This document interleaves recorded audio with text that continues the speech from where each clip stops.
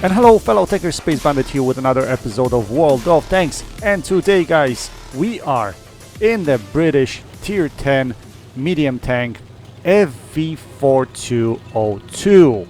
I finally got to this tank guys. I know I had it unlocked for a long time. I still don't have a really good crew to put in this tank. My crew has currently about 5 skills and perks, training 6th.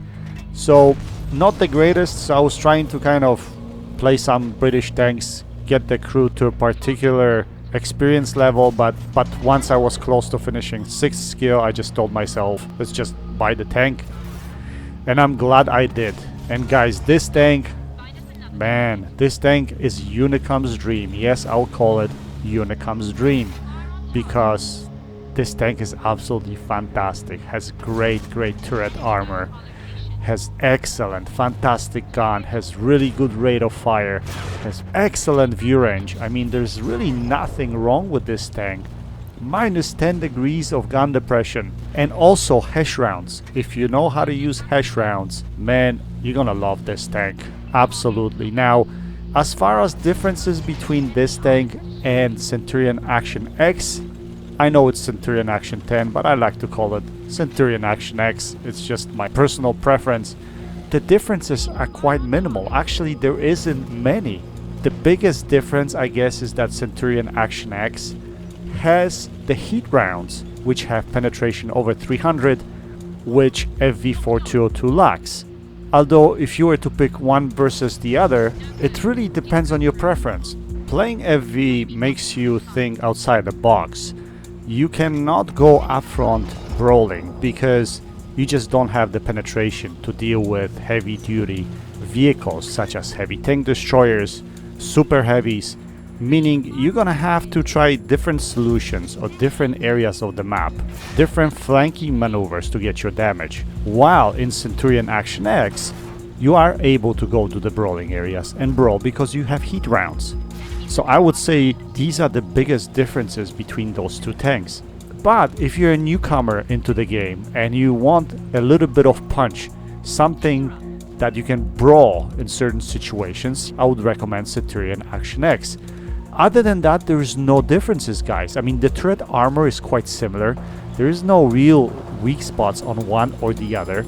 The engine power is weaker on FV4202, but speed difference overall is only about 3 kilometers per hour. Not that much of a difference, really.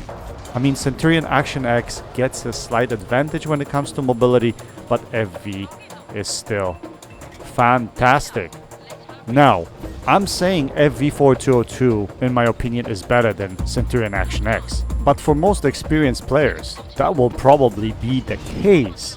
My best game up to date in a medium tank was in Centurion Action X, where I got 9.1k damage. If you haven't seen that game, I recommend you go back to my videos and check it out. It's somewhere in there. And I don't know if I'll ever have a game like that in FV. I suspect it's gonna take me a long time in order to get there, but maybe one day I will. On a side note, why would Wargaming introduce such an OP tank, which I called Unicom's dream, into the game? I have a few theories when it comes to that. Some naysayers will say that this tank will get nerfed. I don't think it will, and I'll tell you why. Wargaming has an orthodox way of dealing with OP tanks. You've seen them in the past nerfing E50, STB1, so on and so forth. It is not gonna happen to this tank. Just like you won't see FV215B183 aka Death Star or Waffenträger E100 removed from the game as well. Why? Because it's something that console has that PC does not. And I'm sure that their thinking is, us having those tanks in a game will bring some of the players from PC to at least give it a shot. I think in the long run, it's a stretch. I don't think that any PC players will switch to console. Actually, I see it going the other way around. And my brother plays PC and he said he would never come on console simply because of the controller, right? So I don't see that happening. Although Wargaming probably has an illusion that it is possible. So it is just my opinion, guys. Honestly, I believe that those things will never happen on console. Therefore, since you have FV4202 at tier 10, on console. It does not exist on PC. And I bet you, no matter how OP this tank is, no matter what kind of games people are gonna pull out in this tank, and trust me, this tank can do it. I wouldn't be surprised to see 11k game in this tank by someone, if someone already hasn't done that yet. Even if so, Wargaming will not nerf this tank, because this is their creation. They brought it back to console. It is not on PC. It is exclusive now to console. So you will not see it nerfed. If you see it nerfed, if it's actually gonna happen, I'm gonna quit playing World of Tanks. No, just kidding. I'm not gonna quit. But it's just strictly my opinion, guys. Anyway, let's get to the action and see what this tank can do. Today I'm gonna have one pretty good game for you guys. I have a bunch of good games that I've recorded on this tank, but today we're gonna show you one, and then I have two more that I'm gonna show at some point in the next week or so. So without further ado, let's jump into the game and see what this tank can do. Okay, so we are on map Abbey. It is not its natural habitat to be on a small maps. This tank likes big maps because of the view range, but you know what? It can handle itself on small maps as well. That turret armor gives it this ability that you can poke the ridges as long as you find yourself a nice position on a small map that has that you can utilize some gun depression, especially a minus 10 degrees of gun depression. This tank will do the work. And one thing you have to be careful about is when you use your gun depression, when you poke over the ridge, don't poke over too much, because the turret ring on this tank is weak and it will be penetrated. So first thing I did on this map, I got myself to position, central position E5 right on Abbey over here. There's no arty, so I'm not afraid that it's, you know, I'm gonna get shit on. This is a good location to utilize my gun depression and check the accuracy of this gun. Take a look at that, sniping the cupola of E5. That's what this tank can do. Now I see T57 heavy trying to push up the hill. We won't let him. We're gonna try to keep him there so that no other tanks than E5 can get up there. My goal here is to still get up in the middle. I've recognized how important middle is on this map. I never did in the past when I was not as experienced player as I am now. I think it's very important. First of all, it gives you vision across the entire map if you have central position.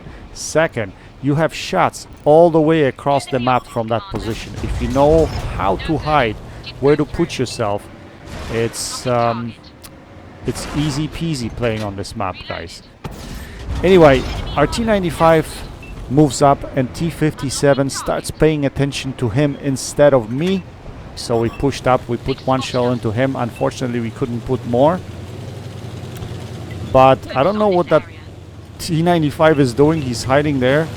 Don't understand. And he's going to be sitting there for the longest time.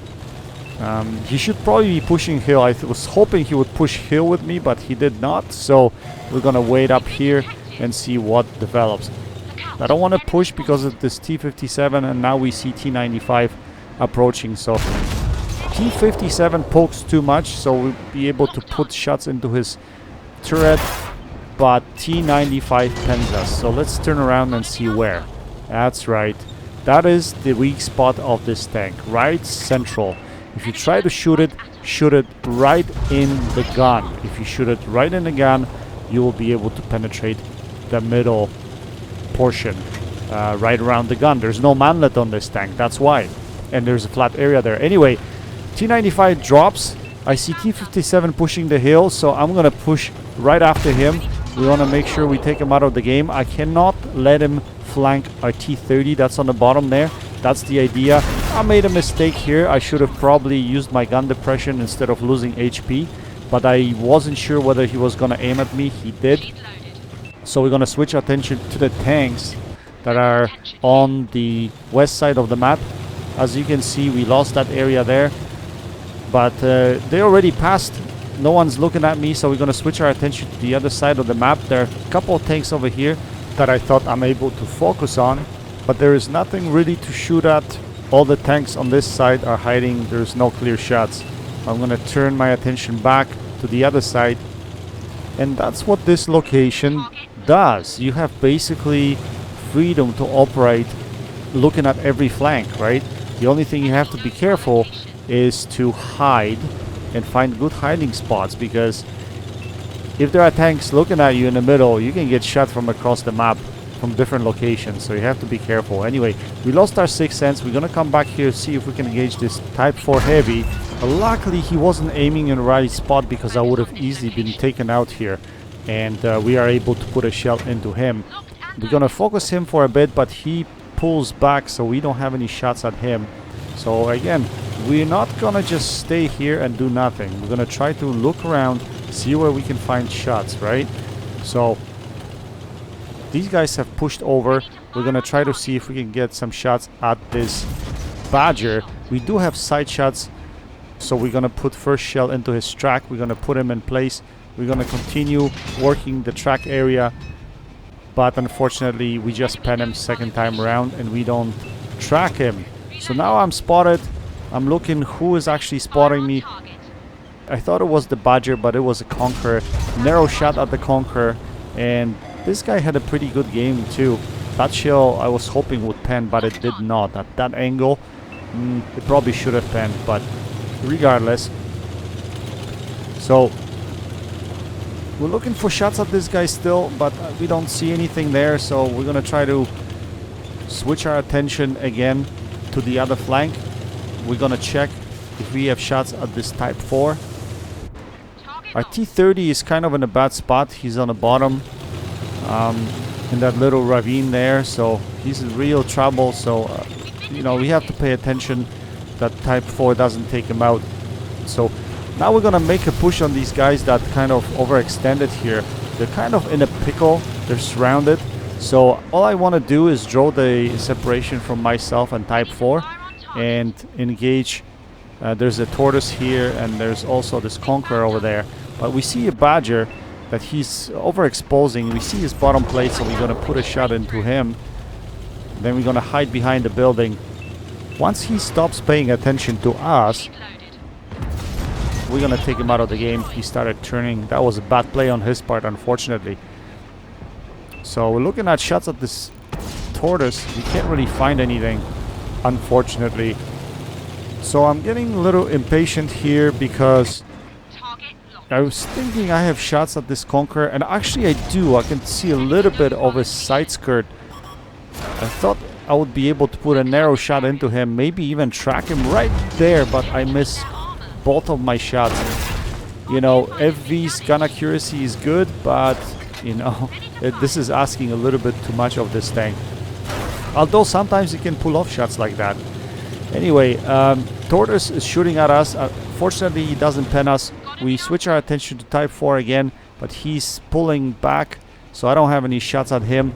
And at this point in time, I'm gonna grow a little bit impatient. What I probably should have done is I should have dropped from the other side of the castle, so that I can take 7 line and, you know, get up to our spawn and maybe have shots at these guys from there.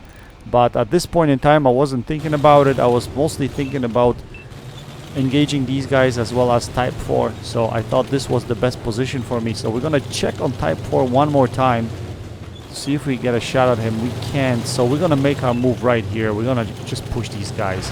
They're in a pickle. We should be able just to get in. Even if we take one hit, we should be able to take him out of the game. So it looks like Centurion 7-1 had the same idea, so he pushed at the same time.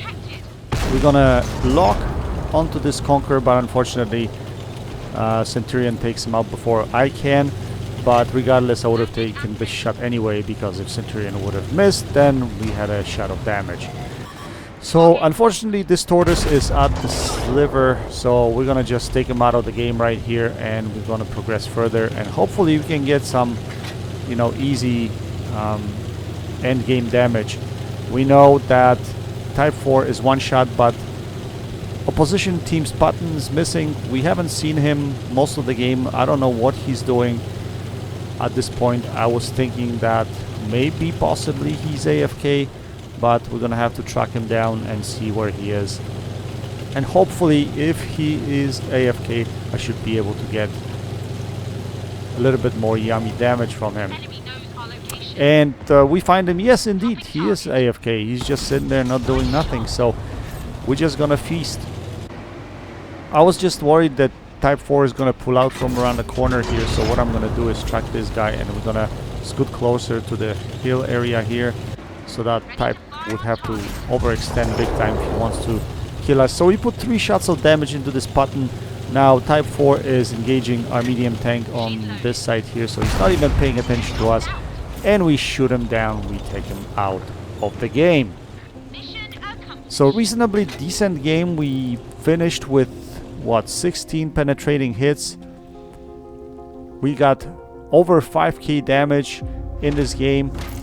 We actually managed to put up 5.5k damage with 1.2k assisted. We got class 1 for this game. Actually, we had 17 penetrating hits. Look at that. So very decent game. And Abi, like I said, is such a map that you can get yourself in the middle and pretty much command the field. Anyway, I think this tank is outstanding. I'm gonna play a lot more in it. I still have a couple of games to show you guys. One of them is actually massive when it comes to combined damage. So at some point in the next week or so, you'll find them on my channel. Anyway, guys, that's it for today. I hope you enjoyed this replay. Go check out CloneGuy72 and Garadingi. Until next time, happy tanking, Space Bandit, check it out.